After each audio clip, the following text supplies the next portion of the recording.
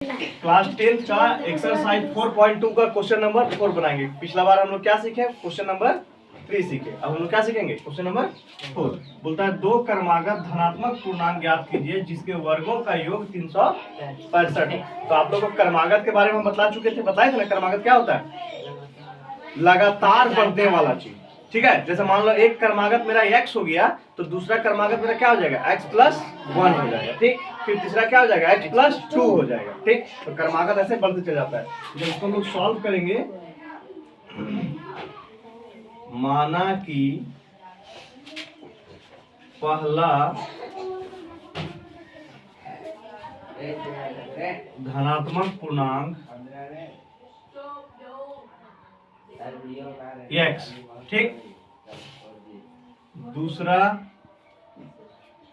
धनात्मक पूर्णांक हो जाएगा x + 1। देखिए यहाँ पे x + 1 कैसे आया? तो धनात्मक पूर्णांक का रूल ही वही होता है कि आपको एकक आगे बढ़ते जाना है, एकक आगे बढ़ जाना है। जैसे मान लो मेरा पहला धनात्मक कितना हो गया? x, दूसरा हो गया x + 1, तीसरा हो जाएगा x + 2, चौथा हो जाएगा x + 3 हो जाएगा, ठीक। अब यहाँ तक हम लोग मान लिए। अब हम लोग आ जाते हैं प्रश्न से। प्रश्न में क्या बोलता है? दो क्रमागत धनात्मक पूर्णांक ज्ञात कीजिए जिसके वर्गों का योग 365 है। यानी दोनों पूर्णांकों के वर्गों का योग कितना है? 365। दोनों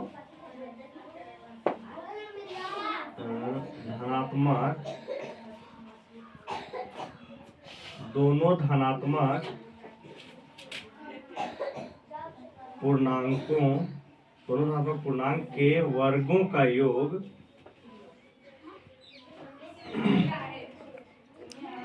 365 है, 365 है। अब हम लोग यहाँ पे कंफ्यूज कर देते हैं, ऐसे करते हैं x का होल स्क्वायर, एक का वर्ग डालें, प्लस डालेंगे, बीच में दोनों का योग हम लोग को निकालना है, प्लस डाल दिए, x + 1 का होल स्क्वायर = 365, 365। यानी दोनों के वर्ग किए, देखो दोनों का वर्ग किए हैं दोनों के वर्ग किए और इसके बराबर में कितना आएगा? 365। अब जब इसको हम लोग सॉल्व करेंगे तो यहाँ हम लोग कर देंगे x² का x² हो जाएगा प्लस। अब देखिए यहाँ पे बच्चे लोग कंफ्यूज कैसे करता है। तो यहाँ जब इसको सॉल्व करता है ना तो x² लिख देता है, +1 लिख देता है। ऐसे नहीं होगा। जब भी इस तरह का हम लोग का टर्म दिखेगा, एक अलजेब्रा और एक संख्या, उसके ऊपर हॉल डाला हुआ रहेगा, स्क्वायर डाला हुआ रहेगा, उसको फॉर्मूला के आधार पे हम लोग तोड़ते हैं। इसके आधार पे तोड़ेंगे फॉर्मूला के आधार पे। तो ये +b का होल स्क्वायर नहीं है तो ये +b का होल स्क्वायर क्या होता है? a² + 2ab + b²। तो इसको a² की जगह पे कितना है? x है, तो x² + 2ab यानी 2a और b दोनों मल्टीप्लाई में जाएगा। ये है ये b में, यहाँ कितना हो जाएगा? 2a। अब प्लस b² यानी 1 का स्क्वायर 1 ही होगा, 1 = 365। अब देखो यहाँ पे a का स्क्वायर और a का स्क्वायर ये दोनों बराबर है, एक जैसा है ना, तो इन लोग जुट जाएगा। कितना हो जाएगा? 2x² + 2x + 1 = 365। 365 को अंदर लाओ, 2x² 2x + 1 - 365 = 0। अब एक स्टेप और इसको घटाने में लगेगा, 2x² + 2x प्लस माइनस में आ जाएगा क्योंकि यहाँ प्लस है यहाँ माइनस है, तो -364। अब इससे और कुछ निकलने लायक है? कुछ नजर आ रहा है आप लोग को? तो इससे 2 कॉमन निकलेगा, 2 कॉमन निकलेगा। जब 2 को हम लोग कॉमन निकालेंगे तो यहाँ बच जाएगा x² + x और 2 इससे कॉमन निकालेंगे तो इसका आधा निकलेगा। समझ रहे हैं आप लोग? जब भी हम लोग 2 कॉमन निकालेंगे, कोई बड़ा संख्या रहेगा तो उससे हम लोग कितना निकालते हैं? आधा।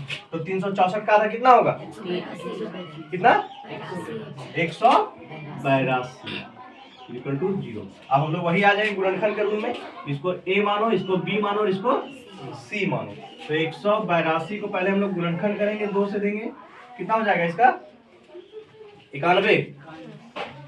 91, ठीक। और 91 को 7 से, 13 × 91 यानी कितना आया? 2 × 7 × 13। अब इसको हम लोग को गुना करने पर -182 लाना है, जोड़ने घटाने पर +1 लाना है, नहीं लाना है। तो इसको अगर 7 दूनी 14 कर दें, ठीक, और -13 कर दें तो +1 आ गया घटाने पर। और जब इसको अगर हम मल्टीप्लाई करेंगे 14 × -13 = 182 आएगा, माइनस में आ गया। इसको हम लोग सॉल्व करेंगे।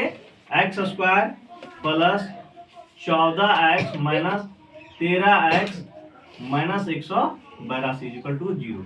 अब इसको ब्रैकेट में बंद करो, ब्रैकेट बंद, माइनस 13x। अब बाहर में जब माइनस रहता है तो अंदर वाला साइन को बदल देता है, पता है ना?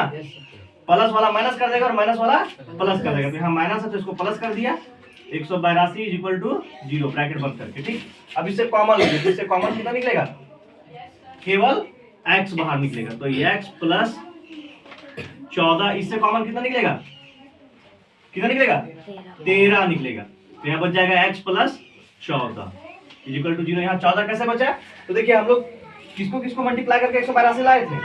14 को 13 को मल्टीप्लाई करके कितना लाए थे? 182। तो जाहिर सी बात है अगर हम इससे 13 कॉमन निकाल रहे थे, यहाँ कितना बच जाएगा? इसके गुणन में 14 बच जाएगा।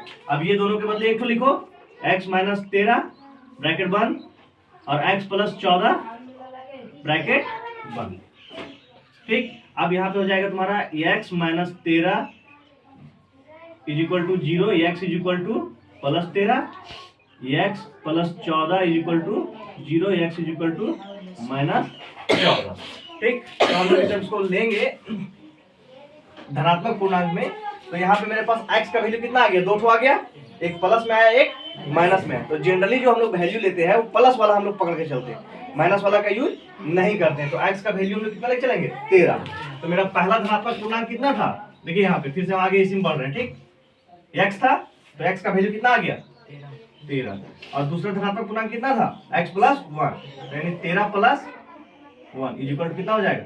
14। यानी पहला धनात्मक पूर्णांक 13 है और दूसरा धनात्मक पूर्णांक 14। ये आपका हो गया आंसर। नेक्स्ट वीडियो हम लोग फिर बनाएंगे क्वेश्चन नंबर 5 का।